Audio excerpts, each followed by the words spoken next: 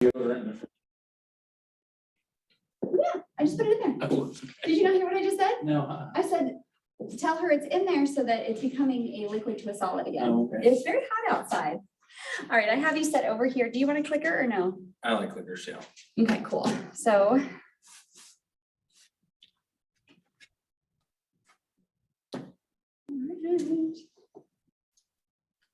There you go, sir. Okay, how can I see the online people? Right here. Questions or- Yeah, we'll go ahead and pull the chat up. So that if it pops up, it's. She might be in there already. Okay, She's not on yet. So people will be coming in a couple minutes, but all right. yeah. So hello, everybody. Thanks for coming in today. Hi, Sam. How are you? I'm doing the thing. We're a bunch of goofballs around here. So Rob, what I do every time before we get going is I ask you a little bit about yourself. So Okay, tell me, how long have you been licensed? I've been a licensed agent for a little over 2 years. 2 years. Okay. And how long have you been with KW? I've been with Keller Williams 3 months now, 3 months, 3 months. 3 or 4 months. And you just shared a very interesting statistic with me right before we started about in 60 days, you did how much volume? Since coming to Keller Williams, I've put over $11 million on the market. And I am scheduled to close, if everything goes to plan, a little over $8 million in the next 30 days. Pretty impressive, right? Yeah. It's not by luck. It's by the right mindset, the right mentality. We talked about scarcity versus abundance, Yes. trainings, all those kinds of things. So Rob has a ton of experience and knowledge in a short period of time. And so I am super excited that you're here today. I do wish there was more people in the room, but I promise they will be listening, Okay, whether it's recording or not. all So right. I'm gonna go ahead and let you have the floor, okay? Okay, Thank you. all right, thank you. How's it going? Good. She'll be real interactive, I promise. My name is Rob Seiner. Like I said, I've been an agent for a little over 2 years. My background primarily is in public safety. I've worked in public safety for right at 20 years. I've been in law enforcement for the past 15 years. And during that time, I've got a lot of experience interacting with the public. I'm a certified hostage negotiator. That's cool. So I use all those people skills, interaction skills, and communicating with people and my negotiator skills almost every day in this line of work as far as real estate. Communicating with people, setting up transactions, working through the ins and outs of transactions as they're going positive or negative or however they travel as we go through. I use a lot of those skills, especially with meeting face-to-face with people, reading body language, seeing if they're interested, what they pick up on, what excites them, and going off that way. So what is your name? Sam. Sam, where are you Farmer. from? I grew up here, around the Branson area, actually, in Galena, and, second time I moved to Springfield was about 10 years ago. Just kind of starting over, and I got into, hotel hospitality, and then kind of grew my interest into real estate a little bit there. Good. Well, when I first moved back to town, I had an appraiser friend, and then so kind of started hinting me at, and then when I did the sales at the hotel, that really kind of piqued my interest in it as well. So then I got in as an office manager in 2018, and then at Century 21. So kind of got my toe in the door, Yeah. and then did that for a couple of years. We grew our office, changed our office and grew it, and then wasn't getting the growth that I needed there, and moved over to Remax, got licensed, became a TC. So I've been on the paperwork side of things Okay. for a long time. Good. So I got licensed, but I wasn't really sure if I wanted to go on the. Hey, Hi, how are you? Good, how are you? Good. nice to finally meet Nice to you. finally meet you, Erin, right? Yeah. Yeah. Except like on Facebook, you know. Right. So, yeah, it's been a crazy 5 years to witness real estate and I'm still here. And for whatever reason, I kind of decided to go agent in March. Good. You like it? Yeah, I do. Good. I mean, it's like the boots on the ground kind of part of the job. And I just knew that I liked what Keller Culture had as far as the training and stuff. So that's why I decided to come here. And I sold a house last year on a referral deal, but I had most of my hand in it or whatever. So got a little bit of street cred. Not much. That was exactly a year ago, so I'm 0 for my year-to-date commission. I So. feel that. So you talked about the Keller Williams culture, Mhm. and you're absolutely right. I came from a different brokerage too. I started off in a smaller, I guess you'd call it boutique brokerage. I started off there, got going, got started, and I was invited to go out to the family reunion. And I said, sure, I'll go, absolutely. And went out there and talk about culture and what people talk about, the family atmosphere. And everyone there, no matter what classes I went to or who I coordinated with or networked with, no matter what part of the United States they were from, everyone was dedicated to sharing their experiences, positive or negative, what's been successful for them. Right. And it was clear that no matter if it was an instructor, a team leader, a broker from some other part, or a member of our brokerage here, everyone was dedicated to telling you, hey, I'm doing this and it's extremely successful. Right. And to pass that knowledge on. I mean, it is clear that the Keller Williams culture is that everybody's vested into everybody. No one's a competitor here. Right. We're all out there to be successful together as a group and move forward. And it's very clear. But that is probably the biggest culture of Keller Williams. Yeah. Yeah. So it's definitely an eye opener to see that and experience it firsthand. Cause you can tell somebody, hey, we're just like a family here. We want one to be successful. But to experience that firsthand and eyewitness that was completely different. Yeah, to even think back to maybe had a conversation with Keller Williams probably 5 years ago, like it just seemed like a not obtainable thing for me. And, here I am, I'm doing it. So it's like, okay, this is what you wanted. So let's do it. Yeah, absolutely. And Keller Williams offers so many things, tech support, the training that they offer here. And one thing I've noticed since the switch is the branding atmosphere that when I tell someone, hey, I'm Rob Seiner with Keller Williams, it feels like that half the battle, that conversation of trying to establish who you are is already completed. Because they're like, oh, you're a Keller Williams agent. Yes, I am. I'm with Keller Williams. Yeah. And that established success rate has already been put before them. Oh, yeah. And I feel like they're more willing to communicate with me about things. Yeah, I concur with that. Like, Definitely being with some smaller but franchise brokerages like Census 21 and Remax, like I got it from both places. So I didn't even know there was a Century 21 in Springfield. I didn't even know there was a Remax in Springfield, So we're going to talk about keeping your leads. And one of the things that I do as far as lead generation that I do, and it's been really successful for me. I know everyone uses the expired list or everyone can see like the expired listings and things like that. I don't make phone calls. I never call a single person. I do not do cold calls or nothing. Really? No, nope. I go talk to them Yeah. in person. I have a conversation with them. Mhm. I had a home that I got on the north side of Greene County, ended up selling it. It was a $650,000 home. It was listed with another agent. It fell through. It went expired. I went and had a conversation with them. Drove up to just south of Bolivar because they're the ones actually on the home. Had a conversation with her. She said, my phone's been blowing up all day. She said, you're the only person that took the time to come out here and have a conversation with us. And I got the listing. Oh my gosh. I was listening to a podcast about sales and the guy said, no matter if you're selling paper clips or trains, people buy people. Yeah.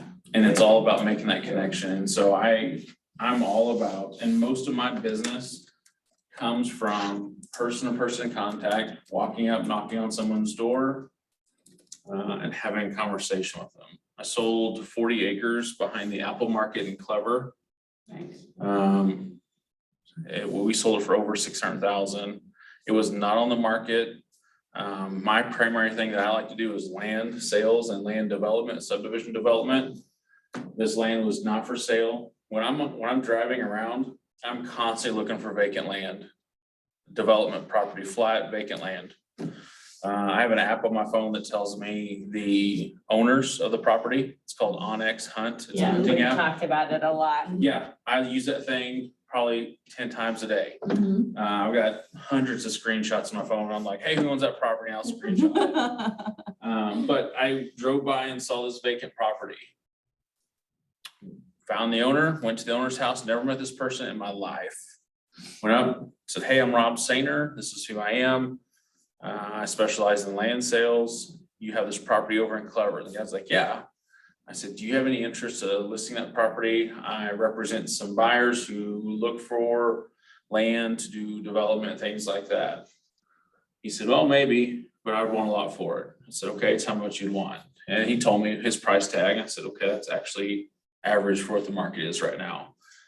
In less than 48 hours, I had a bidding war over that property and had a handwritten offer, cash offer to that client. And now because of that relationship, we've moved forward. And that person had no interest, wasn't on the market or nothing.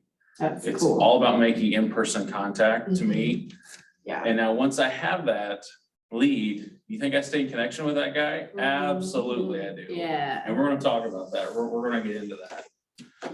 So don't be afraid to go up and knock on somebody's door. Absolutely do not. Do some research and dress the part. I study people. It's what I enjoy doing. And so I'll look them up and I'll do some research on it. If I'm gonna go talk to a farmer about selling his 100 acres, I'm not gonna wear a business suit and shirt and tie to go talk to that guy. I'm gonna wear some jeans, I'm gonna wear my air out boots, and I'm gonna wear an Eli Cattleman button up shirt with pearl snaps. Because that's kind of my basic clothing anyways. I enjoy those shirts, but I'm not gonna wear a business suit to go talk to a farmer about selling his farmland. I'm dressed comfortable because I want them to be comfortable around me. So let's get started. Aaron came in. Aaron, where are you from? Ash Grove, Ash Grove, Mhm. okay. born and raised. That's where I live now. How long you been an agent?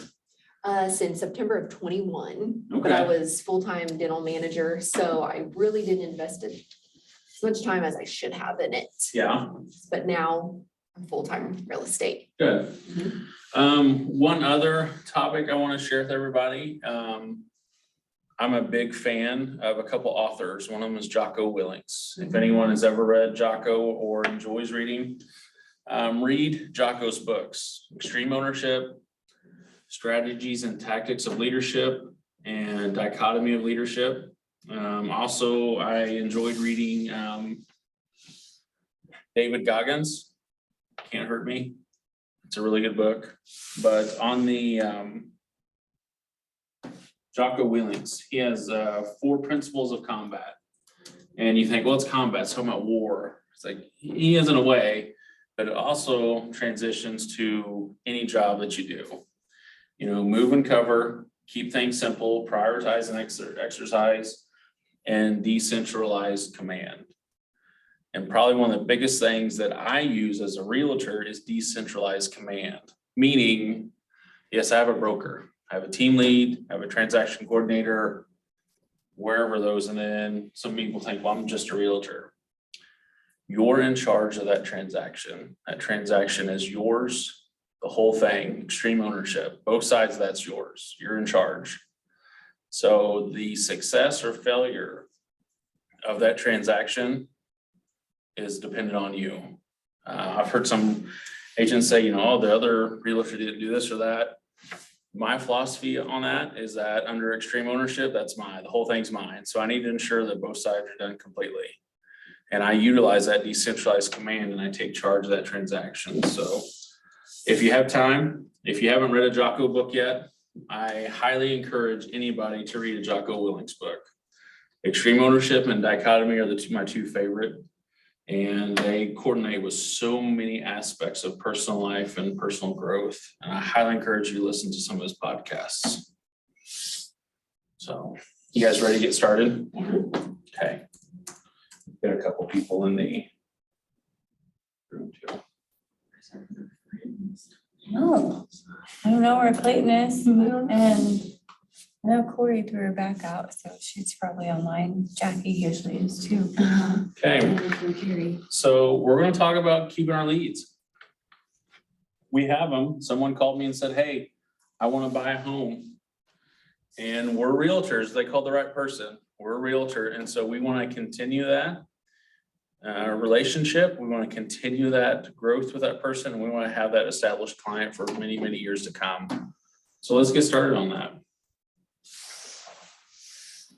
Okay, so lead follow-up. So we have them, they're ours. We want to continue to follow up with them and keep that contact with them. We want to keep every lead. We want to follow up with leads. We want to strengthen that relationship. And we want to qualify potential buyers and sellers.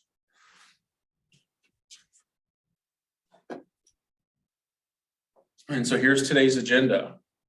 How to follow up on the lead. We're going to recap and have some aha moments. We're going to talk about what lead follow-up is, what we're going to follow up with after, and the daily success system. So what is lead follow-up? We have them. So what are we following up? What are some options that we're going to have? So every 7 to 10 years, someone buys and sells a home. And I want to say that's probably shortened up. I want to say it's probably down to about 5 years now. Someone buys and sells a home. So we've sold them a home. It doesn't work on the TV. So we've sold them a home. And so are they going to just fall off the face of the earth to us for about 4 years? Or we're going to stay in some sort of contact with them? Because I'm pretty sure we're going to handle this lead differently than we're going to handle this lead. We sold them a home, so we're going to hang out with them for about 5 years. But as soon as this person calls us, we're probably going to handle that a lot differently. When in reality, we should probably be handling it all the same. Have that constant contact with them, have that constant support, communication with them, and strength building it. So possible businesses, probable businesses, and profitable businesses. We've sold it to them. So the possible is the folks that are out there that are interested in buying and selling a property. Probable is we're communicating with them, text messages, emails, phone calls. I'm not a big email person. I'd rather just call you and ask you how it's going and send you a text message. And then profitable businesses, we've turned that into a transaction. Now we've completed it. We're at the title company. We've closed. It wasn't a dumpster fire. Everything worked wonderfully. And they've slid the commission check across the table. So after that happens, are we done with them? No. We're going to continue having conversations with them. Postcards, birthdays, just to keep that connection with them. My hairstylist that I have, not that I have wonderful hair, but I was talking to her about real estate, and she said, I had this agent do this transaction for one time years ago. She said, I've been in the same house for a long time. She said, that guy still calls me and sings me happy birthday and leaves me a voicemail on my birthday every year. She goes, he sings this really weird song and wishes me happy birthday. I'm like, but she remembers that. And to her, that's a realtor. I was like, well, I'll call you and sing you happy birthday if that's That's what it takes. that's what it takes. Yeah. If you aren't first or second in their mind, you probably won't get the business. I bet if we put 28 Keller Williams agents in this room and we compared who our contacts are, what do you think the probability is that we're going to have a lot of the same contacts? A lot. And we're probably going to cause some some fights because of that, because they're gonna realize who's in whose phone, who's in whose database, who's receiving messages or contacts from another agent. Like Ricky Bobby says, if you're not first, you're last. Yeah. And so you've got to work it. You've got to get out there. You've got to make contacts with them. You got to continue to remind them, hey, I'm here for you. Don't bother them. But just that continuous, hey, how's it going? How's things doing? I have a buyer's client right now. We've had to put a lot of things on hold. She rolled her ankle and broke her leg. And so I knew that she had some leg issues. So I called her the other day, asked how she's doing. She had a heart attack. So any chances of buying anything is put on hold. You think I'm gonna let that client drop? No, I'm still gonna check on her, make sure she's okay, have continued conversations with her. Not speak to her about real estate needs, but make sure she's okay. That's gonna be hopefully a memory she remembers, and then whenever she is ready, then we'll have that transaction happen. So stay in contact with them. If you're not first, you're last. So aha moments. What's some ideas that you guys have about connecting and establishing a connection with your clients? Or with a lead? I've seen this done by an agent that I helped in the past, that her client, she would get the kids' birthdays and send them the Andes cards Yeah, in with their birthday card. Like, she kept track of homeversary, birthdays for husband, wife, whatever, and then any of their kids. And each of the kids, every birthday, get that Andy's gift card in there, or Andy's token thing. sure. So I'm gonna do something similar once I actually have a clientele. Right. But with Wendy's, their gift tags, their frosty tags are good all year long.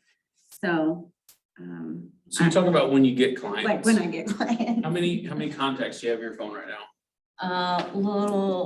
About 115, and about half of them are other agents. Okay, So I'm having a lot of trouble, like, that's my main focus this weekend. I how decided many not friends do you have on social media? On Facebook, how many friends do you have on Facebook? 750. Okay, out of that 750, 15 of those people are gonna buy homes this year.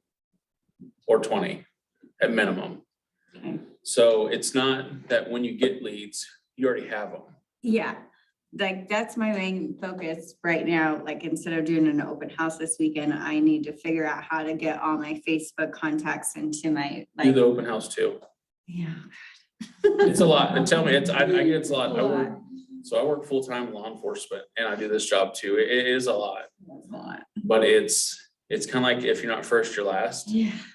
And so do your open house too. Meet those contacts, because the folks that are coming to open houses, they're looking today. Like, I'm here to buy a house like right now. Yeah. And those are great folks to have I contacts had with. one, but it went under contract, but I was like. Yeah, it happens. I Yeah. should pick up another one, but I don't know if it's too late, but excuses. You're in the Branson area? No, I'm actually out by the airport. but, Okay. Rob Luck's office is up in Bolivar, so I'm kind of trying to get acclimated there, but Yeah, most of my contacts are in the Branson area. I do have, I mean, those are the people that know and trust me, you know, Sure. so I can see myself venturing down that direction more. gotcha. Aaron, what about you? I like your ideas. I like the ice cream and stuff to stay in yeah. contact, but I have found that writing the cards, the personal note card, the cards is, oh my gosh, I cannot Needs a lot. tell you the feedback, like people calling me crying, like, oh my gosh, that was so nice of you. And it was really just like remembering like memories of me and this person, or just what I'm calling it's my gratitude journey, Yep. and just getting it out there. And it helps that I'm in my hometown too, Yeah. because I feel like I know everybody. Mhm. So that's been very successful. People by people. And then when you make that personal connection with them, Mhm. that's what makes that long-term establishment for future transactions to come with that person. Once you get that, That's wonderful to have that. Mhm. Yeah. I could not believe the feedback. I'm just I'm like pouring my whole heart out and just, thinking of you and what I would hope somebody It would think of probably, me. I mean, it's probably good for your soul, to It be is. honest. Like, I'm like smiling when I'm it's- writing It's not them, just Yeah. and then for I'm them just to like, feel good, it's. I've yeah. literally said, when I get done writing the cards, like, go back in there and I told my boyfriend, I was like, I have never felt like this good. Like, I feel so good. And he's like, yeah, I'm sure you're being so kind to these people. And Yeah. so I love that. Maybe I do need to try your. Yeah, I'm serious, just like write your feelings and. I mean, and that's been my biggest struggle lately is like asking for their address other than. Oh I gosh, wanna that send didn't you a bother me birthday at card. all. But I think I could swing it if I was like, Oh, oh, yeah. I'm doing this thing. Tell them it's a gratitude journey. Christy at home, what about you? Do you have any ideas to recap on?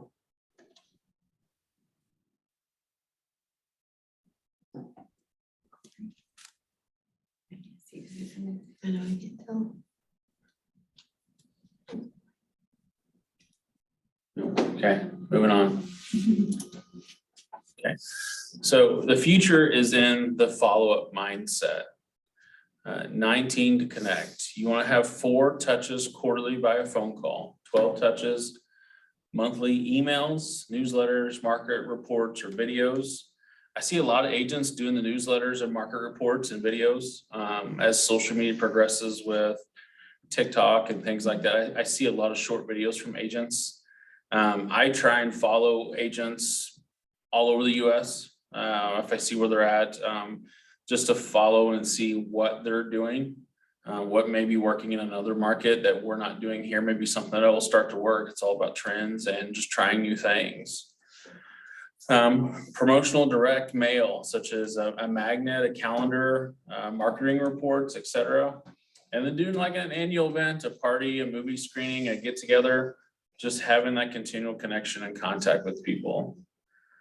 You want to cement that in, having a high value touch that solidifies the relationship you have just established and opens the door for future interactions. We all have those clients that we will have their business forever. That we know that we will have that business forever. And then we have clients that we do one transaction with them and we're not sure if we're going to get the next one. Look at this relationship. Why do you know that you have that forever? And how can you bring this one up to it? That's something that I try and do. It's like, I want to make sure, because I have those clients that I want to have every transaction with them for the next 20 years. I know I'm already going to have that. I have a personal ongoing contact with them. And then I've unfortunately have some clients that we have one transaction, I probably didn't do the best follow-up with them. And that's my fault and we're going to work on that. And I want that connection with all the clients that I know. Hey, I hope I represent you the best I can.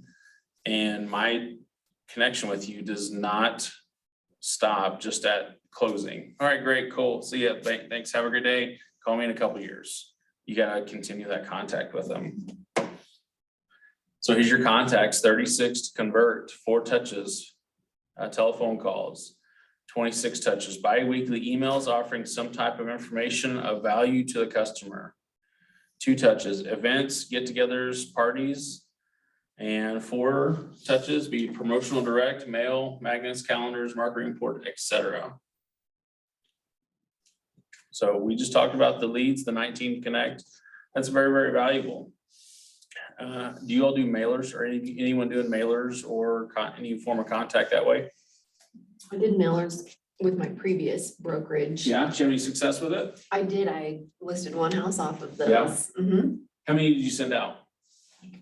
Oh, 1,500, Yeah, I think. but it was worth the 1,500 now because you got one, Mhm. one transaction with it. And it's what it's all about. You got to keep throwing darts at the dartboard. Yep. And you got to continue to push those items and push them out. You sent out 15 contacts. You got one solid lead after that. And you have one solid transaction. And now hopefully you'll continue to have that person in the future.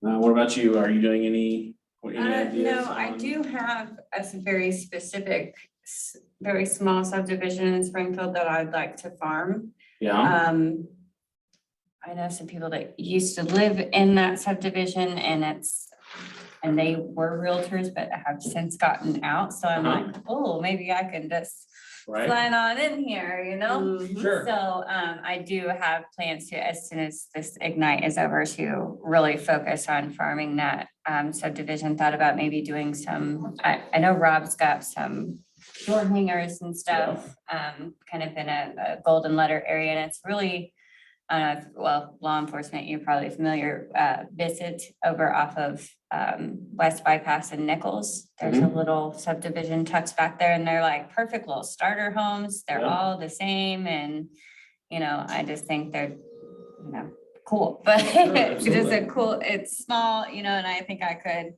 really work with some people in there. So anyway. Good. So let's consider some things for your lead follow-up program. So what are your strengths in working with people? How can you adapt the touches of 19 to connect with people to represent you? What are some reasons you might have for contacting the lead? What are some touches to do before and after a phone call? How are you using conversations to let people know that you're in real estate? Are you throwing up a big sign, you're like, I'm a realtor, I'm here to buy and sell something? How are they going to contact you? How to refer business to you? What is the best way for you and your business to time block for lead follow-up? That's probably one of the biggest things we fight as realtors, because we're constantly on the go. And some of the coaches that I listen to and they talk, and one of the biggest things they do is they're like, hey, every morning, I know from 7 to 8 a.m. that is my scheduled time to sit down. I'm doing lead follow-up. I think it was Ed Milet talked about his GSD list, his get shit done list. Sorry for guys. But that is his list in the morning, that is his list that he does, his GSD list. He establishes a time. Some of the most successful people that I follow, they have a scheduled time. That's every day during that time. That is the time that they sit down. I think it's sometimes the hardest thing for us for realtors to do is to make that happen. How much time should it take to reach out to a lead? What will you do to hold yourself accountable? What do you need to make sure this happens? So let's answer some of these questions. What are your strengths when working with people? I can relate to just about anybody. Okay. What about you, Erin? I feel like I have the gift of gab. I can just Yeah, talk to everybody. sure. Get to know Good. them. So what are some of the reasons you might have for contacting somebody? Running campaign ads. Yeah, maybe you represent a client that's looking for a particular piece of property that person has. What is the best way for you to do some time blocking to establish that designated time daily to set up for lead follow-ups? Just schedule it. You gotta do it, right? Just do it. Yeah. And you gotta fight that mental, Mhm. it's 4 o'clock in the afternoon or it's 9 o'clock at night, whenever your time is, you're like, hey, I have to do this at 9 o'clock every day. I have to do this. Takes 60 days to get into a routine. The first 30 days is the hardest to establish that routine. Anyone ever tried to do a diet? I think it's the hardest coming from a Monday through Friday to this now realtor where you're just all Yes. over the place, and it's just so hard to rein yourself in. Yeah. Real estate is scheduled chaos. Yeah. That's what this is. You have no idea what you're doing tomorrow. You're going to hit it hard. You have no idea what you're showing tomorrow, where you're going to be at. But setting that time schedule for your follow-ups and self-improvement is the best thing to do. Yeah. How much time do you think that you should take for lead follow-up? That's the big question. 5, 10 minutes, an hour, 30 minutes, 25 minutes? I think it depends on your lead load, how many you have, and what message you're trying to push. And that's something for you to establish on your own. So during your annual 19 to Connect Touch plan, So here's some ideas to do. And most of these lead generation things are at no cost. There are things you can do to purchase lead generations. I don't know if anyone does those or not, if anyone's had any success with them, but there are companies out there that you can pay that will send you leads. But here are some free ones: calls, texts, conversations, emails, marketing report, newsletters. We have people, if you're not sure on how to do a market report or newsletter, we have support staff here that can help you with that. Promotional emails or have an event, those are all great ideas and generally don't cost anything to push those out. Doesn't really cost anything to make a phone call. So focus on value. Value proposition, personal communication, statistics, and data. Potential lead sources. Here's what the sources are. A call-in, a community event, an open house. You talked about doing an open house. Those are, I think, probably one of the more successful ways to contact new buyers or people that are buyers. Social media marketing, traditional marketing, your agent website. Does everyone in here have a website? I do. I don't have a clue what it looks like. Okay. I think Nicole is having a class on Wednesday. Yeah. I'm going into that. And I Good. think that I went on and published all of it. I just don't know. Okay. Past clients, once you have your first few transactions, you want to make sure that you continue to have contact with those because those clients will be some of your best references. Because now if you do a really fascinating job with them, they're going to remember that. And then when their cousins or their family members are like, hey, we're going to sell their house, they're going to push your name to them. Blogs and newsletters. Any ideas on that or anything that you would try or have tried or would try in the future? Been a lot of open houses, Yeah, have you had a lot of success with them?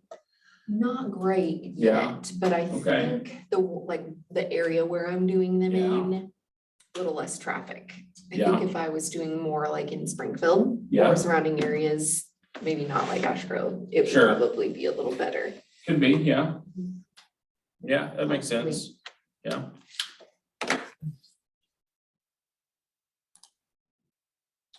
Host lead follow-up. Okay.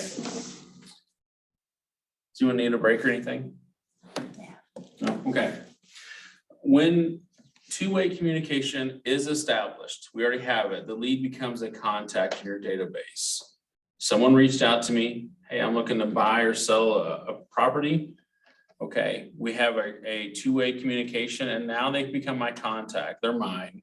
If you're not first, you're last, they're mine. They've probably done some research. They probably contacted 5 agents at the same time. You were able to establish that continued communication with them. So you want to move that person from 19 to connect to 36 to convert. You want to cement that relationship. You want that to be yours and yours only, nobody else's. So here we have it, one cement, a high value touch that solidifies the relationship you have just established and opens the door for future interactions. Great. Now we're starting to show homes, we're starting to write contracts, we're helping them set up with finance, we're putting them in contact with our lenders that we know and trust, and then we're moving forward.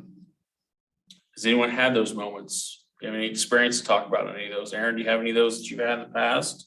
That you've had that, you're like, all right, sweet, you're mine. Let's Right. move forward. Oh, gosh. Can't say I have just yet. Okay, I mean, my mailer was pretty successful. That was on really one successful. client. that's a So- really good example. Mhm. Yeah. Okay.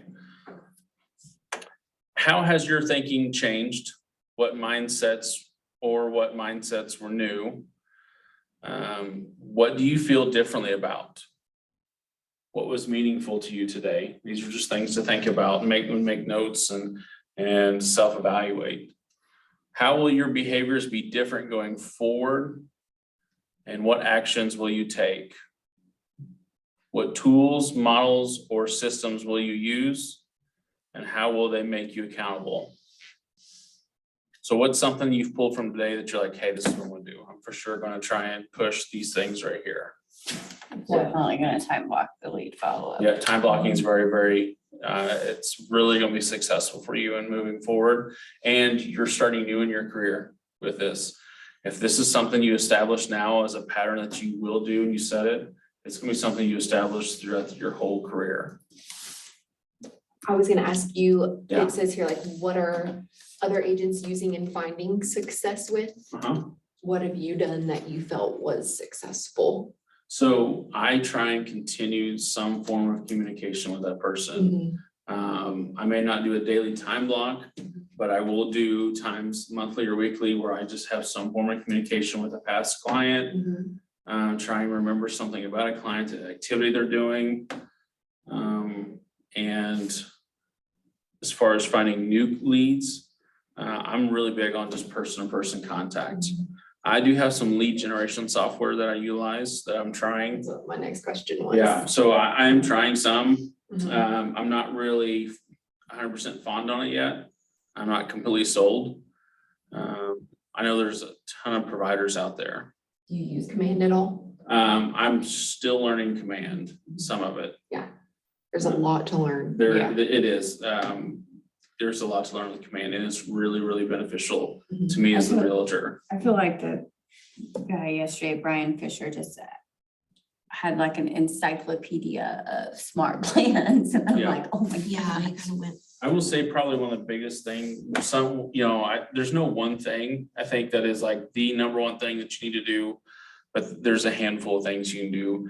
And one thing that I found to be successful is connecting with other providers that do some sort of support for realtors, finance, lending, title companies, closing, things like that. There are so many things that you can do as a realtor to connect with other industries that support realtors. And I've had leads provided to me from a lender. I did a transaction and the lender liked how I did the transaction for their client. And because of that, they're sending me leads for future clients because they know that, hey, I want to take care of your client. Connecting with folks like that is very beneficial. Yep.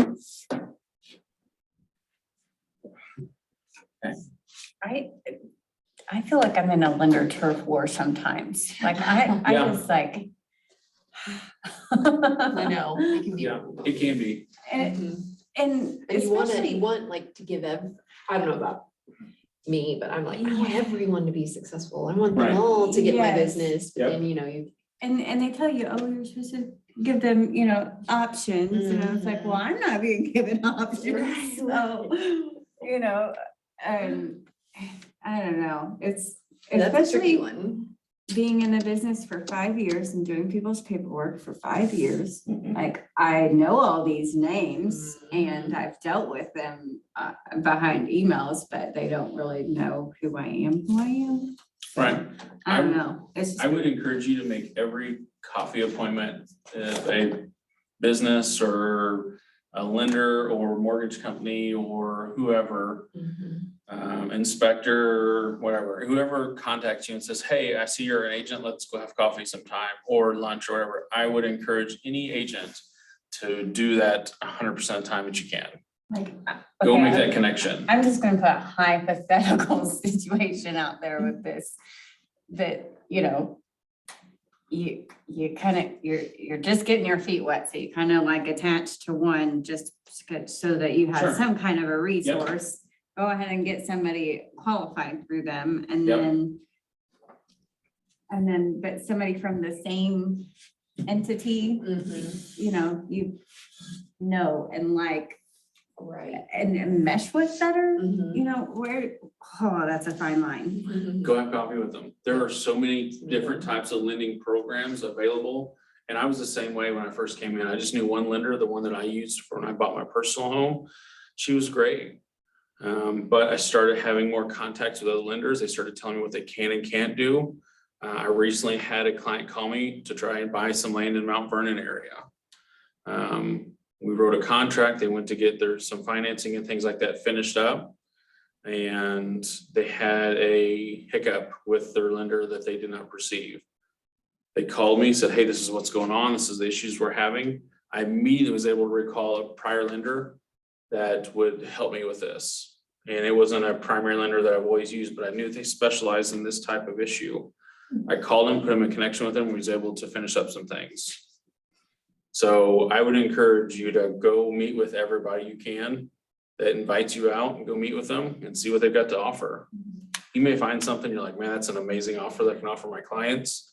And it's something you never even had to offer before. So is it like, I don't really want to like be shunned or, you know, like if I shift like to a different person, but within the same. I've closed with many lenders. I mean, it really, You'll probably there's, find that you'll close with lots of different yeah, I've lenders. closed with so many lenders. Yeah, okay, yeah. I have my favorites. I mean, and I just get that from experience of transactions and things like that.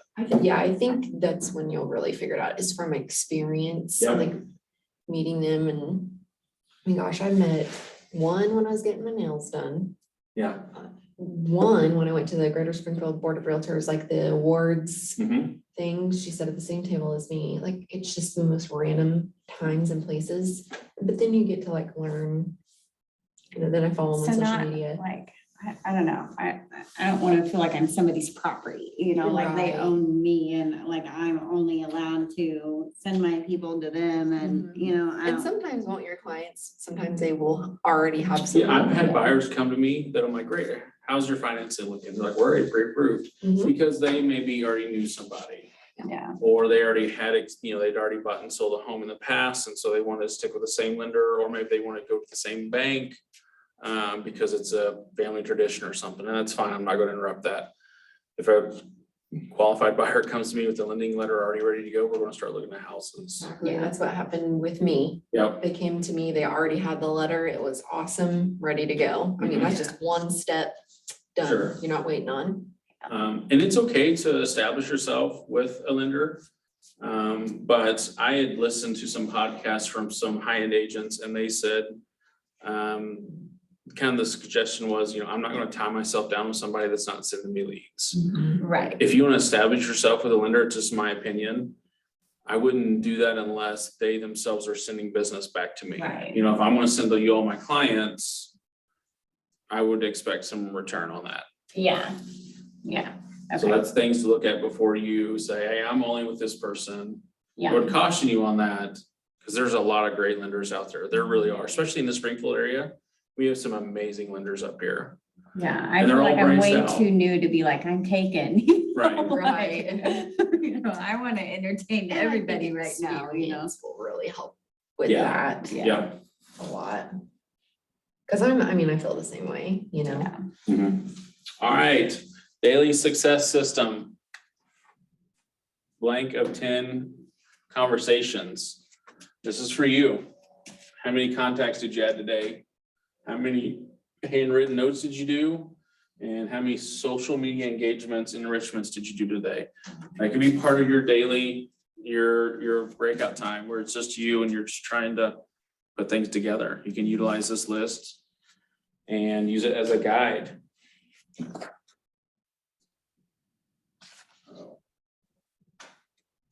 There we go. Warning, do not call list. That's why I don't call on people. So I go and visit them in person.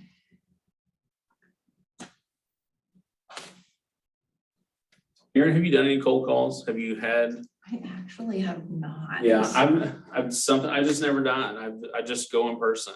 Well, I'm on a team with Renessa Williams Yeah, and I've talked to her about that and she was like, I'll be honest, like I did it at first, but she's like, I don't do it as much now. And I Sure. don't expect you to have to do that. yep, I feel like she gets enough business, yep. Once you And then- establish that. feeds them to me, Yeah. so. I know there are teams and groups and brokerages out there that pay somebody to do cold calls, you know, that's all they're doing.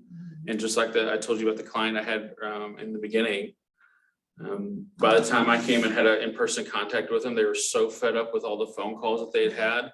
Oh, I They bet. wanted to relist their home, but their primary agent hadn't contacted them, that they had to use, the listing expired, and their phone been blowing up all day long. Right. And they're like, you're the only one that come and talk to me. I tell you what, there's so much value in having a person-to-person contact with them. And I think you need to establish a method with that. Mhm. So when I go talk to them, I just say, hey, I'm Rob Seiner, I'm with Keller Williams. I saw that your home didn't sell during its listing period. It's a really beautiful home. I'm really surprised it didn't sell. And I leave it at that. And they fill me in on why they think it didn't sell. And then we have a conversation based off that. That's cool. I usually, most of the time, I walk away with the listing, most of the time. I haven't done it in a while because I've been established so much for land sales, but it's something worth continuing to do. How did your big sale go in Ozark?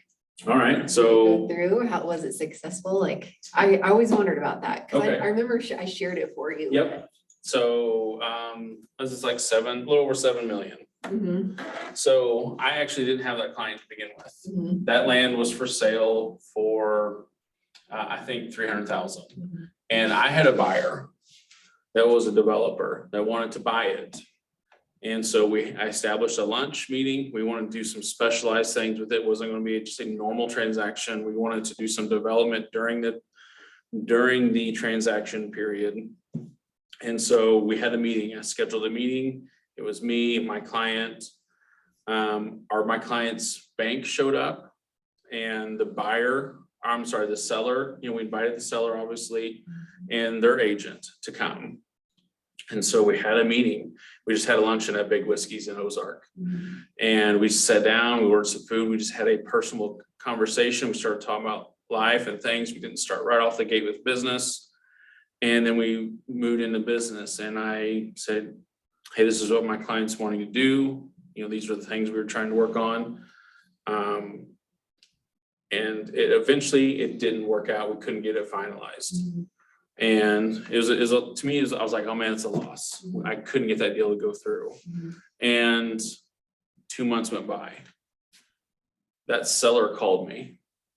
He said, hey, you put a huge impression on me on how you represented your client and how you conducted your business. He said, I want you to represent me. And he was out of his contract. I didn't foresee one out of a contract. He was out of his contract with that listing agent.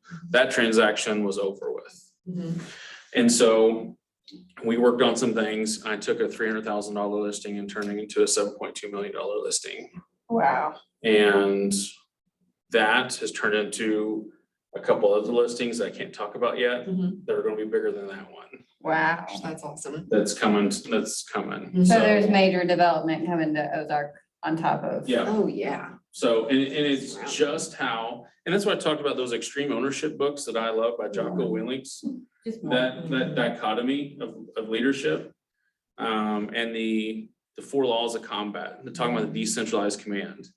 I'm not a broker, so I have a boss, I have a broker, but you are in control of that transaction, fully in control of that. You're the incident commander, you're the boss of that transaction.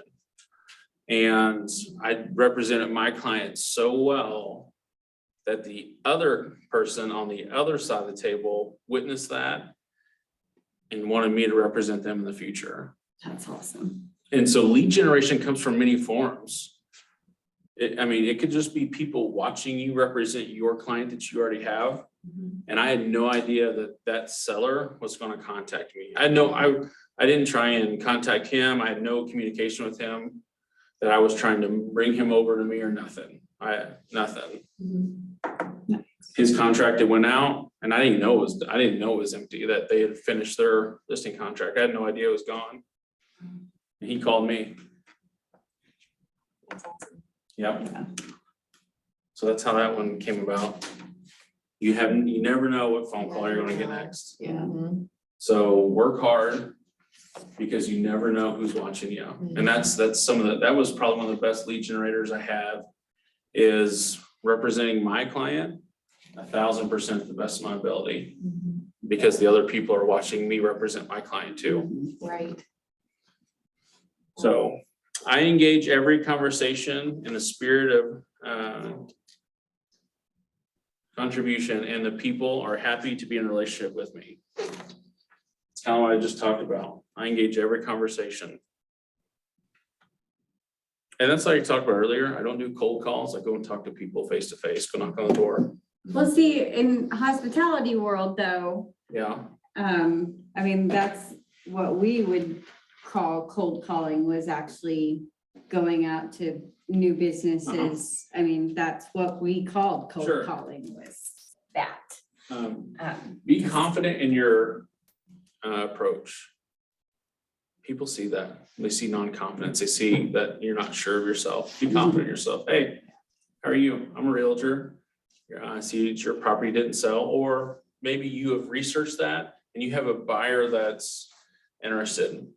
I've got buyers that they see a piece of property. I'm working on one now in Nixa.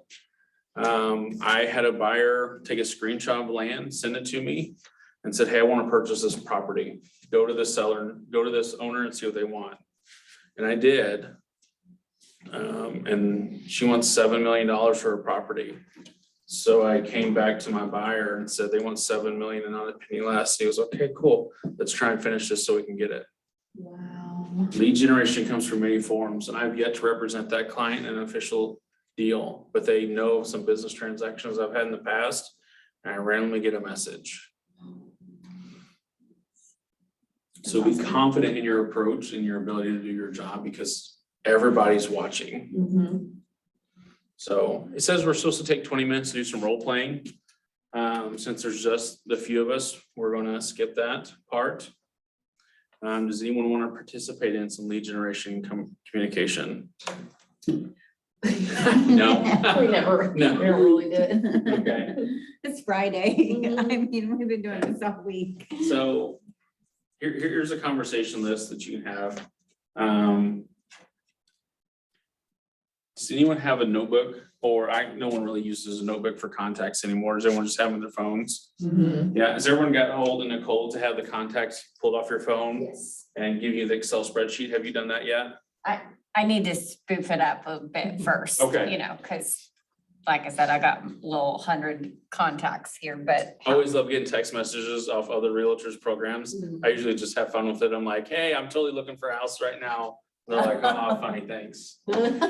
I did, my sister, Especially if I know the realtor, if I know who they are and I know that they send me an auto Hey, text good message, practice. I'm like, hey, I absolutely am looking for a big house right now. my sister is a local actress. She's an improv actress actually. And so I've now dutied her with calling me randomly throughout the week and just Sure. like role playing some Yeah, which is awesome. instances. And she's Yeah. like, oh, know anything about real estate? And I was like, that's perfect.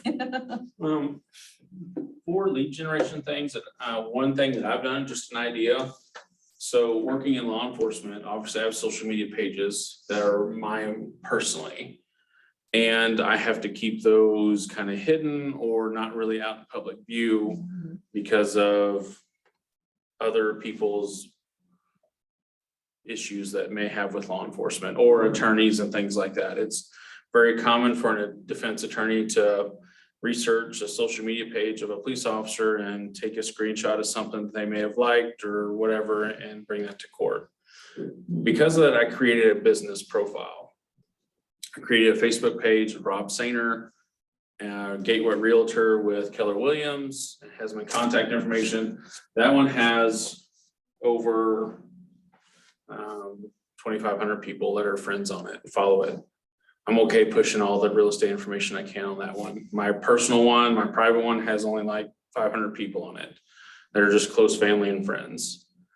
I would encourage you, one thing you can do is you can maybe have a different social media account, and the one that is only real estate driven, you only post real estate stuff on that one. You don't care who is friends with you on it. I've had some connection with people on that I never would have if I would just use my private one, because I don't truly know them at a personal level. And so that's one thing I've had that's been successful, is to have a separate account that's more business generated. I enjoy having that one too. So that's something that I use. So.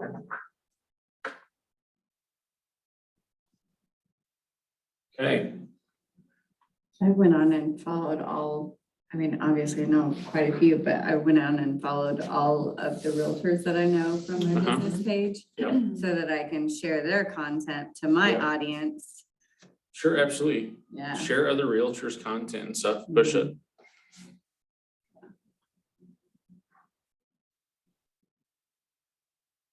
Okay, you guys have anything takeaways from today's class? Time blocking. Time blocking is a big one.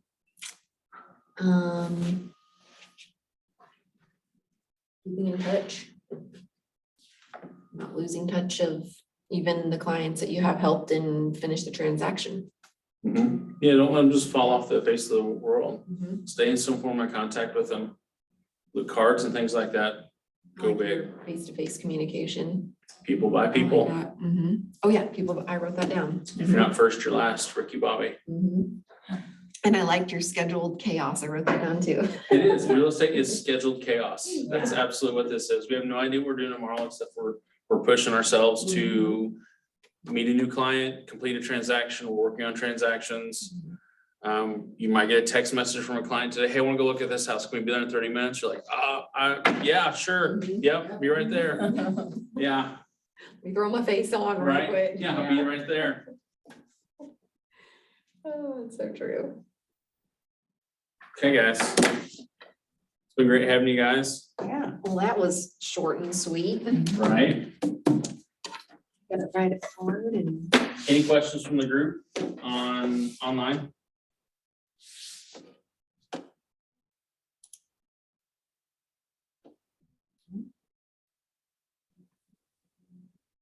No? Okay. Oh, yeah. Hey, no problem.